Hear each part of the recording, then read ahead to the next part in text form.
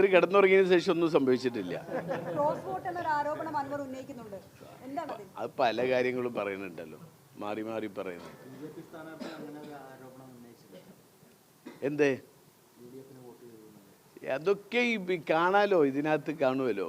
എന്തായാലും പിന്നെ അത് എന്തായാലും പിന്നെ നമുക്ക് UDF-നാണ് വിജയം എന്നുള്ളത് ഇവരുടെയൊക്കെ സ്റ്റേറ്റ്മെൻറ്റുകളിൽ നിന്ന് ബോധ്യമാവുന്നുണ്ട്, എല്ലാവരുടെ സ്റ്റേറ്റ്മെൻറ്റുകളിൽ നിന്നും. ഇനിയിപ്പോൾ അതിനൊന്നും വെയിറ്റ് ചെയ്യേണ്ട കാര്യമില്ല, നമുക്കൊരു മണിക്കൂറല്ലോ കാത്തിരിക്കേണ്ടുള്ളൂ.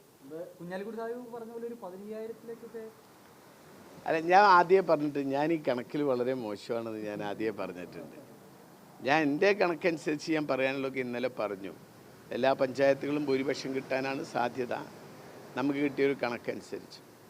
ഇനി എന്തായാലും ഒരു മണിക്കൂർ കഴിഞ്ഞിട്ട് നഗരസഭ അടക്കം 7 പഞ്ചായത്തും മുനിസിപ്പാലിറ്റിയാണ്.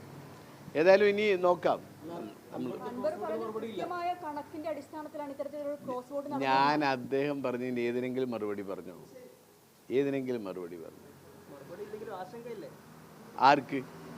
അദ്ദേഹത്തിനല്ലേ? ഞാൻ പെട്ടെന്ന് തിരിച്ചു വരും.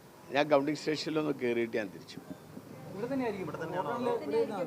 ഹോട്ടലിൽ ഇവിടെ ആയിരിക്കും, അല്ലെങ്കിൽ തൊട്ടടുത്തല്ലേ ഓഫീസ്. ഇവിടെ എവിടെയെങ്കിലും 2 സ്ഥലത്ത്. അത് വിജയ് റിസൾട്ട് വരണ്ടേ, റിസൾട്ട് വരാതെ ആഘോഷിക്കാൻ പറ്റുമോ?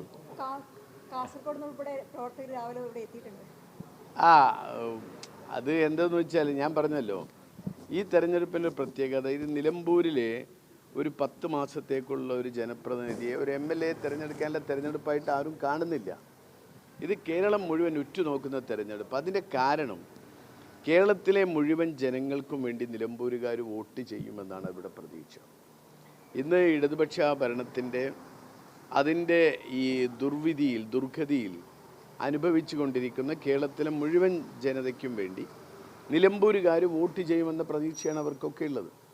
അപ്പോൾ അതിനാണ് അവരൊക്കെ വരുന്നത്. ആ റിസൾട്ടിന് വേണ്ടി അവരൊക്കെ വെയിറ്റ് ചെയ്യുകയാണ്.